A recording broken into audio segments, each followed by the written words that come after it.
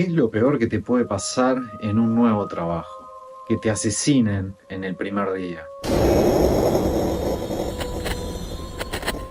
Mi nombre es Damián Toledo, esto es Legado 51 y los invito a que repasemos los asesinatos de Hinterkaifeck.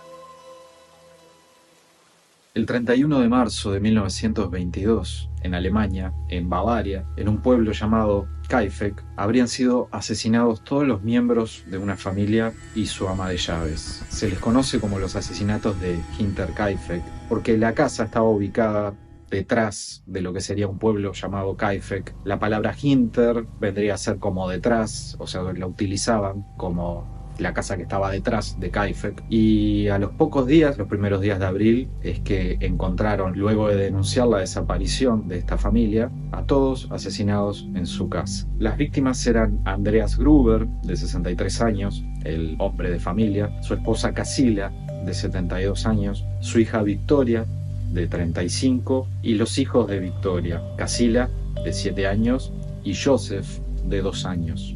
También el ama de llaves, Maria Braungartner, de 44 años, fue asesinada. Ese era su primer día de trabajo como ama de llaves en esa familia. El detalle curioso, el ama de llaves anterior había renunciado porque decía que la casa donde vivían estaba embrujada. Ella se quejaba porque escuchaba ruidos extraños, empezó a escuchar voces en la casa, voces que venían del ático, voces que venían del sótano. Al parecer esta mujer se desbordó con todo lo que pasaba y decidió renunciar. Bueno, contrataron a María, que ese fue su primer y último día, el 31 de marzo de 1922. Esta historia tiene sus idas y vueltas. Andreas, el hombre de la casa, le había contado a unos vecinos que estaba un poco intrigado porque se despertó una mañana y vio sobre la nieve un montón de huellas, una fila de huellas de una persona que hubiera caminado hacia la casa, y las huellas terminaban en la casa.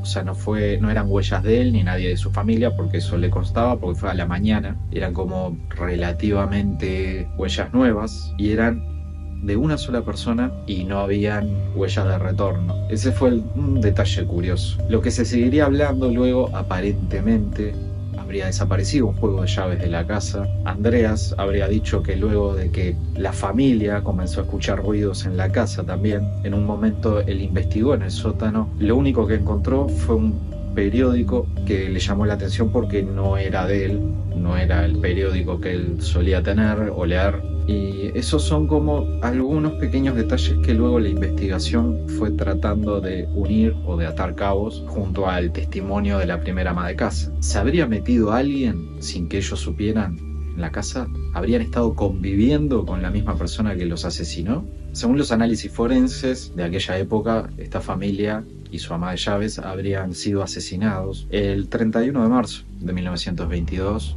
o más tardar, en la madrugada del 1 de abril. Lo extraño de esto es que durante esos días, ese fin de semana, hasta antes de encontrar los cuerpos, algunas personas, más que nada la gente cercana a la casa, habían visto humo de la chimenea. También encontró la policía indicios de que alguien habría comido luego de los homicidios ahí, una cama habría sido usada. El otro punto extraño es que en ese periodo de tiempo los animales de la granja estaban todos bien. Habían sido todos alimentados, las vacas habían sido ordeñadas, el perro de la familia estaba atado en el granero. Es como quien los mató se siguió haciendo cargo de las tareas de la granja durante esos días, al menos hasta que encontraron los cuerpos. No se sabe si esta persona se fue antes o cuando vio que se empezó a acercar gente, decidió irse de alguna forma. Los idas y vueltas de esta historia y de este caso que está sin resolver, como les decía, son varios, porque tenemos, primero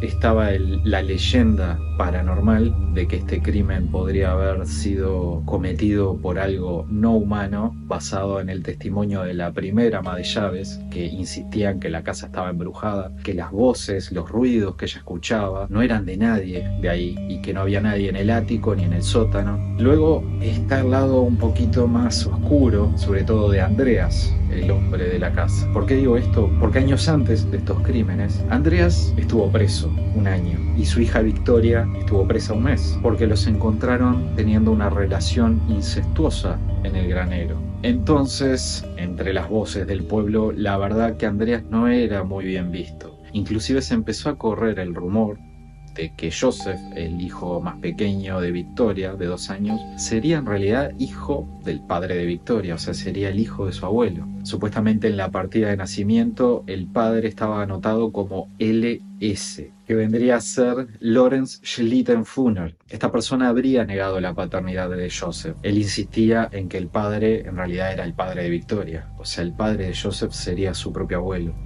Supuestamente, tiempo después, Lawrence habría admitido que sí, que era el padre de Joseph, pero la verdad que las certezas no están más que nada las dudas. Lawrence fue incluido dentro de los sospechosos, pero fue descartado porque no hubieron evidencias. Los crímenes fueron bastante aberrantes. A toda la familia la mataron a golpes con un pico o una piqueta, según donde estés viendo esto, o pico de obra, ese tipo de herramienta que se utiliza.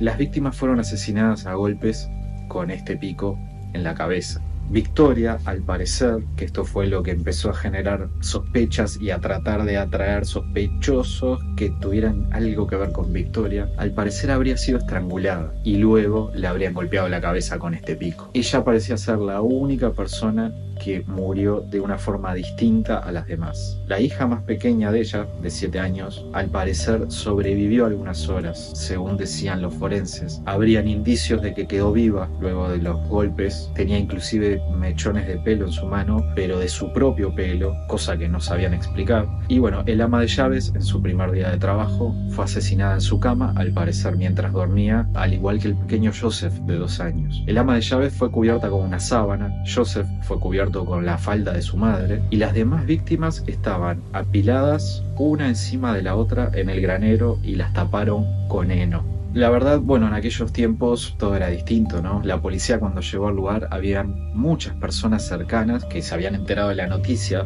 mediante las personas que habían hecho la denuncia, y claro, la gente estaba dentro de la casa, estaban mirando los cuerpos, inclusive había gente preparándose comida en la cocina de estas personas. O sea, contaminaron lo que sería la escena del crimen, y en aquellos tiempos las evidencias que se podían recabar no eran las mismas que se podrían recabar hoy. O sea que la verdad que fue una contaminación de escena del crimen bastante brutal, pero no tan brutal como los crímenes. Todo este asunto tenía confundida a las autoridades, porque tenían el testimonio del ama de llaves anterior, con todo lo que declaraba, tenían los testimonios de las personas que habían contado lo que Andreas les dijo, juego de llaves de la casa desaparecido, las huellas en la nieve, poco antes de estos hechos, que escuchaban ruidos en la casa, el periódico que Andreas afirmaba que no era de él ni de nadie de su familia. Luego estaba todo este lado del incesto de estas personas, de este supuesto otro padre de Joseph, el mal concepto que algunos tenían sobre Andreas por esta relación incestuosa con su hija. Era complicado, no sabían realmente para dónde agarrar.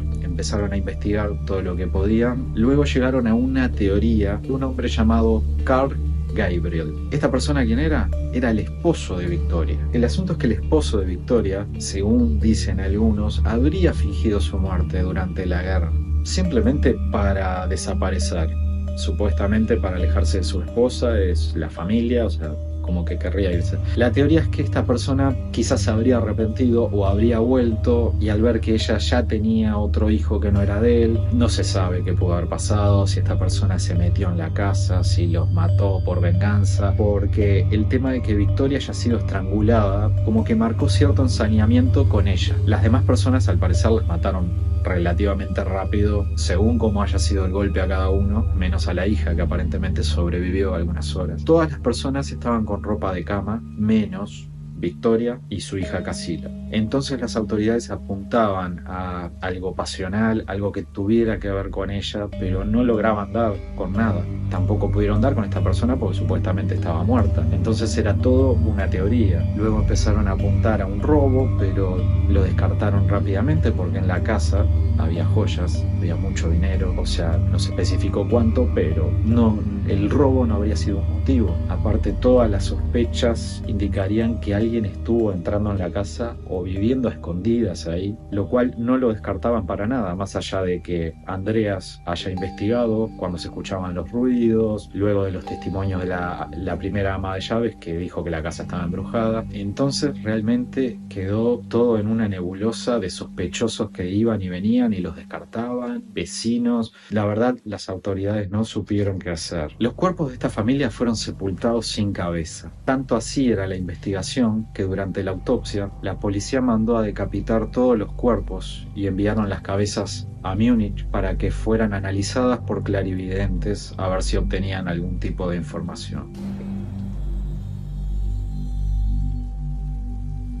Obviamente no obtuvieron ningún tipo de información, las cabezas nunca volvieron y los cuerpos fueron enterrados decapitados. Esta casa, la granja Hinterkaifeck, fue destruida y se levantó un pequeño monumento en homenaje a las víctimas de ese lugar.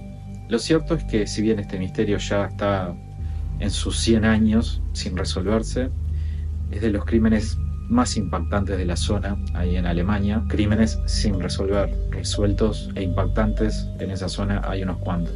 Pero quedará ahí siempre, ya que no se podrá saber nada. Difícilmente este caso vuelva a investigarse o a encontrarse algún tipo de pista, más allá de que han surgido algunos testimonios en años posteriores donde habría algún soldado aparentemente ruso que se había adjudicado las muertes de estas personas porque dirían que era en realidad el esposo de Victoria, que se habría ido a Rusia luego, pero fueron cosas que quedaron en el aire y nunca se pudieron comprobar, así que todo quedó ahí. Bueno, espero que hayan disfrutado de este breve resumen. Es un caso que se conoce, pero de repente no es tan popular como algunos otros. Y bueno, todo caso sin resolver siempre resulta interesante, intrigante y nos deja ese vacío de qué habrá pasado realmente. Así que bueno, los invito a opinar, a comentar. Si tienen algún caso que quieran que analicemos o que hagamos video, lo dejan en los comentarios. Y les mando un gran saludo. Mi nombre es Damián Toledo y esto es Legado 51.